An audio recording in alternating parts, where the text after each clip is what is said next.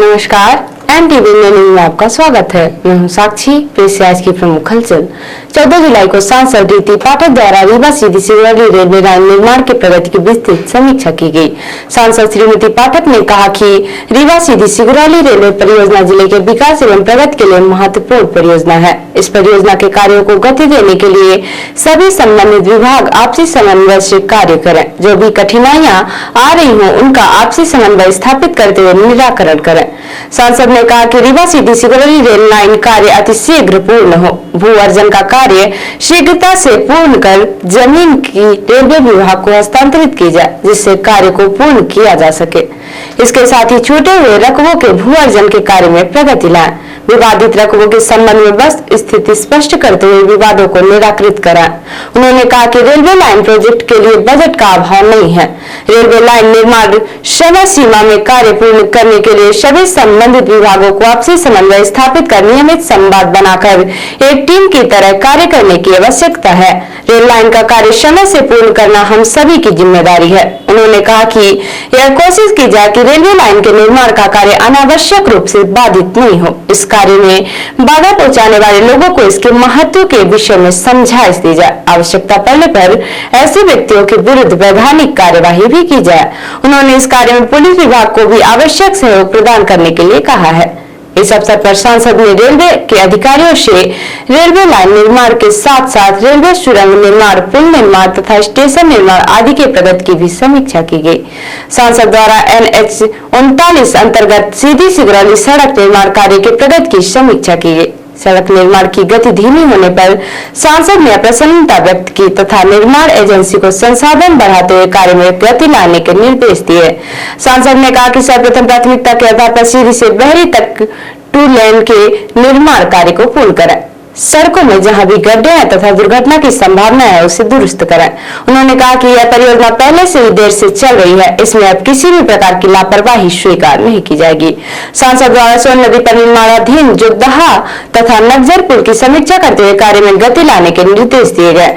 Collector Saket Malviya ने बताया कि रीवा सीधी सिगरौली रेलवे लाइन में जिले के 91 ग्राम प्रभावित हुए हैं, जिनमें से 90 ग्रामों के भू अर्जन की कार्यवाही पूर्ण हो गई है। शेष 1 ग्राम के भू अर्जन की कार्यवाही प्रचलन में है। इसके साथ ही छूटे हुए रकबों के भू अर्जन की कार्यवाही प्रगतिरत है। उन्होंने बताया कि रेलवे विभाग द्वारा दी गई जानकारियों के आधार पर पूर्व की समस्याओं में से 80% समस्याओं का निराकरण किया जा चुका है। आगे भी यदि कोई समस्या आती है तो वह जानकारी साझा कर सकते हैं।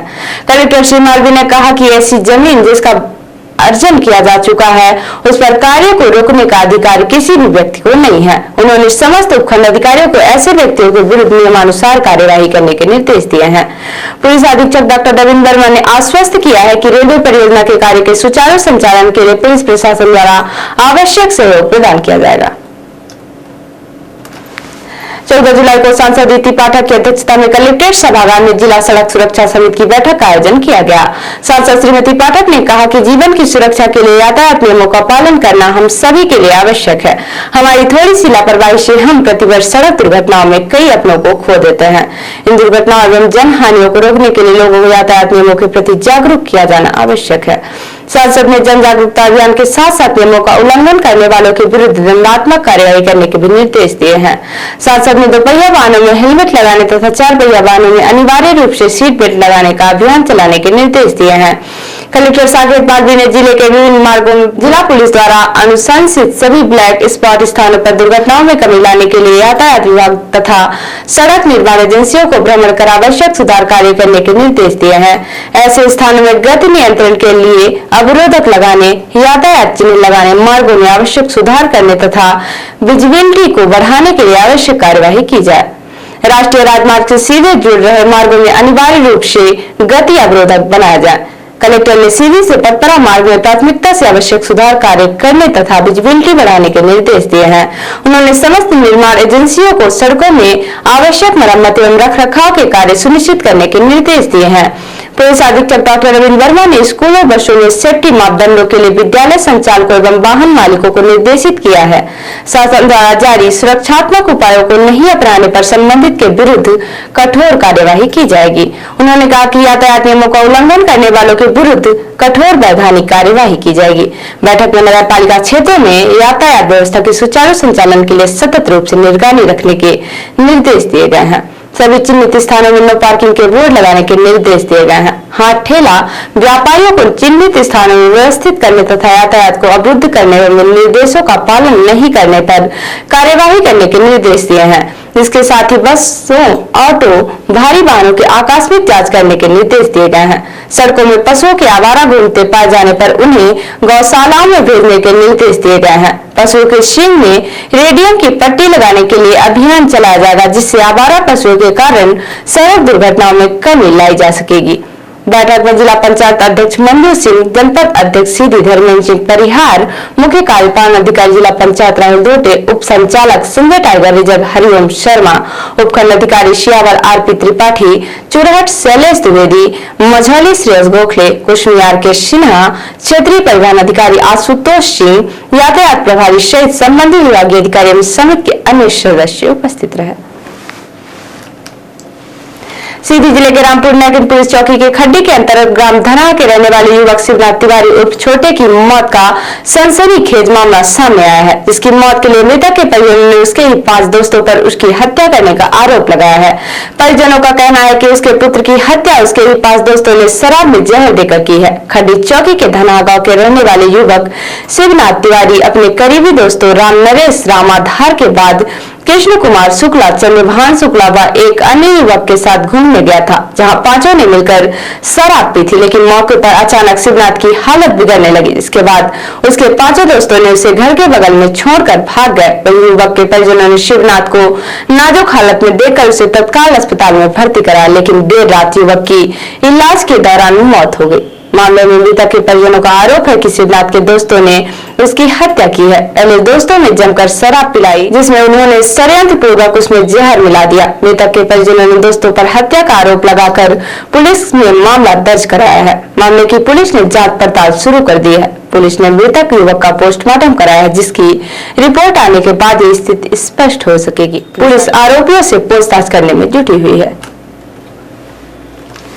कलेक्टर साकेत माली द्वारा सीधी शहर के वार्ड क्रमांक 5 एवं 8 में संचालित आंगनबाड़ी केंद्रों का आकस्मिक निरीक्षण किया गया। उन्होंने आंगनबाड़ी केंद्र में बच्चों की उपस्थित कम होने, गर्भवती एवं धात्री महिलाओं तथा किशोरी बालिकाओं के पंजी का संधारण नहीं पाए जाने पर अप्रसन्नता व्यक्त की। साथ ही डीपीओ, सीडीओपी एवं सुपरवाइजर का निरीक्षण पंजी में टीप नहीं पाए जाने पर कड़े निर्देश दिए हैं कि भ्रमण के दौरान निरीक्षण पंजी में टीप अवश्य लिखें। उन्होंने सभी आंगनबाड़ी केंद्रों के नियमित संचालन तथा योजनाओं के प्रभावी क्रियान्वयन के निर्देश दिए हैं। कलेक्टर ने कहा कि आंगनबाड़ी केंद्रों के माध्यम से गर्भवती एवं धात्री महिलाओं तथा किशोरी बालिकाओं को पोषण एवं स्वास्थ्य संबंधी आवश्यक सेवाएं उपलब्ध कराएं। उन्होंने निर्धारित मात्रा में पोषण आहार प्रदान करने के साथ साथ उचित पोषण के विषय में जागरूक भी किया जाए। कलेक्टर ने कहा कि बच्चों के पोषण और स्वास्थ्य की सतत निगरानी की जाए। आंगनबाड़ी केंद्रों में बच्चों को निर्धारित मेनू के अनुसार पोषण आहार प्रदान किया जाए। साथ ही उनके शैक्षणिक एवं मानसिक विकास के संबंध में भी अपनी जिम्मेदारियों का निर्वहन करें।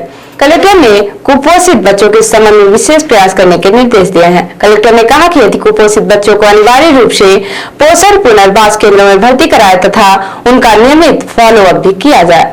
उन्होंने जिला कार्यक्रम अधिकारी तथा परियोजना अधिकारियों को आंगनबाड़ी केंद्रों के सतत निरीक्षण के निर्देश दिए हैं। नैनीताल रिपोर्टर न्याय रतेला ने बताया कि मेट्रोपॉल में अवैध तरीके से रह रहे लोगों को हटाने के लिए आज पुलिस की टीम सर्वे करने आई थी। इस दौरान लोगों ने हंगामा कर दिया। नगर पालिका सभागार में विधायक सरिता आर्या से मिलने जा पहुंचे और उन्हें अपनी फरियाद सुनाई। बताया गया कि मेट्रोपॉल में 500 परिवार रहते हैं, जिनकी संख्या 25,000 हो गई है। मौके पर विधायक सरिता आर्या ने कहा कि बरसात के बाद लोगों को दूसरी जगह शिफ्ट कर दिया जाएगा। जो पहले से रह रहे हैं वही रहेंगे और जो अवैध तरीके से रह रहे हैं उन्हें हटाया जाएगा। उन्होंने बताया कि अभी हम डीएम से मिलने जा रहे हैं। एक ज्ञापन डीएम को देंगे कि बरसात के बाद अतिक्रमण को हटाया जाए। और अब पेश प्रादेशिक हलचल। शिवराज सिंह चौहान ने कर्मचारियों को लेकर बड़ा ऐलान किया। एमपी में कर्मचारियों का महंगाई भत्ता 4% बढ़ा। अब केंद्र के समान 42% मिलेगा। पटवारियों की नई नियुक्तियों पर रोक। विरोध के बाद शिवराज सरकार ने लिया फैसला। कांग्रेस ने कहा पटवारी परीक्षा में व्यापक घोटाले का पार्ट 3 परीक्षा निरस्त कर ऑफलाइन परीक्षा कराए सरकार। और शाजापुर में भोजपुरी कलाकार का फूका पुतला, टिप्पणी के विरोध में भाजपा महिला मोर्चा ने किया प्रदर्शन। और अब पेश है राष्ट्रीय हलचल। इसरो ने चंद्रयान 3 मिशन लॉन्च किया। M4 रॉकेट के जरिए चंद्रयान को स्पेस में भेजा गया। भारत ऐसा करने वाला चौथा देश। फ्रांस में इंडियन एयरफोर्स के राफेल का फ्लाई पास्ट, पीएम मोदी ने ली भारतीय दस्ते की सलामी। द्वारकाधीश मंदिर में ड्रेस कोड लागू।